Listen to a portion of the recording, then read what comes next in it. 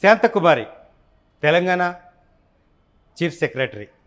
ప్రభుత్వంలో ఏ కార్యక్రమం జరిగినా ఆవిడ ముందుండి కార్యాచరణ రూపొందిస్తారు, ముందుండి నడిపిస్తుంటారు.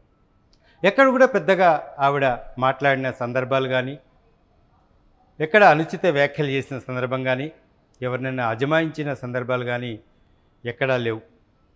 గత మాజీ ముఖ్యమంత్రి కేసీఆర్ నేతృత్వంలో ఆవిడ సిఎస్గా బాధ్యతలు స్వీకరించారు.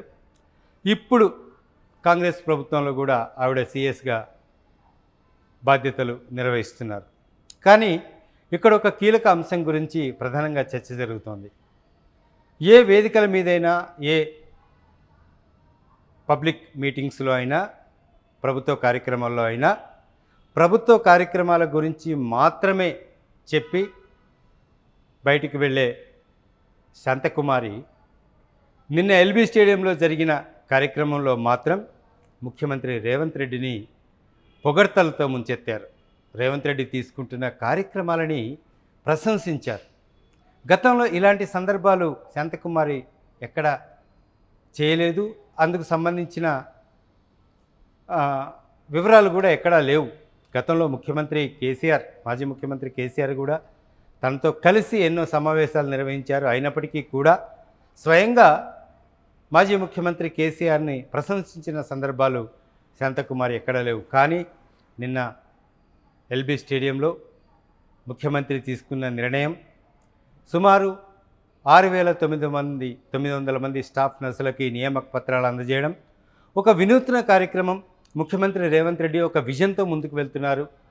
ఆయన ఉపాధి కల్పన, నిరుద్యోగ భృతి, నిరుద్యోగాలకి చేయూతి ఇవ్వడంలో ఒక అనూహ్యమైన అడుగులు వేస్తున్నారు అనే అంశాన్ని సిఎస్ శాంతకుమారి స్వయంగా వేదిక మీద ప్రసంగించిన సందర్భం అందరినీ ఆశ్చర్యానికి గురి చేస్తోంది. మొత్తానికి రేవంత్ రెడ్డి తీసుకున్న నిర్ణయాలను, ముఖ్యమంత్రిగా రేవంత్ రెడ్డి తీసుకుంటున్న నిర్ణయాలను సిఎస్ శాంతకుమారి ఈరోజు అభినందించారంటే అది కాంగ్రెస్ పార్టీకి కలిసొచ్చే అంశంగానే కాంగ్రెస్ శ్రేణులు భావిస్తున్న సందర్భం కనిపిస్తోంది.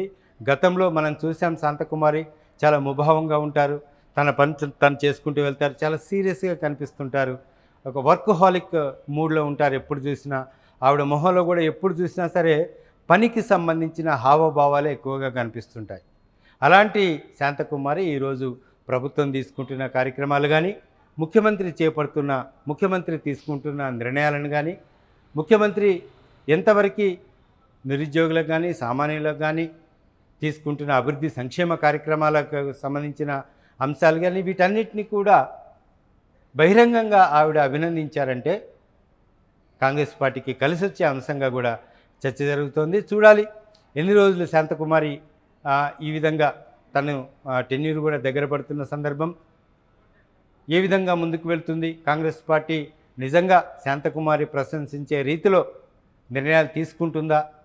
మొత్తానికైతే ఒక పాజిటివ్ మూడ్ కాంగ్రెస్ పార్టీ పట్ల క్రియేట్ అయిన సందర్భాలు కనిపిస్తున్నాయి. ఇటు క్షేత్రస్థాయి నుంచి అధికార యంత్రాంగం వరకు కూడా ఒక ఆమోదయోగ్యమైన చర్చ మాత్రం జరుగుతున్న పరిస్థితులే కనిపిస్తున్నాయి. Camera person Rajat, Harikrishna, one India Telugu, Hyderabad.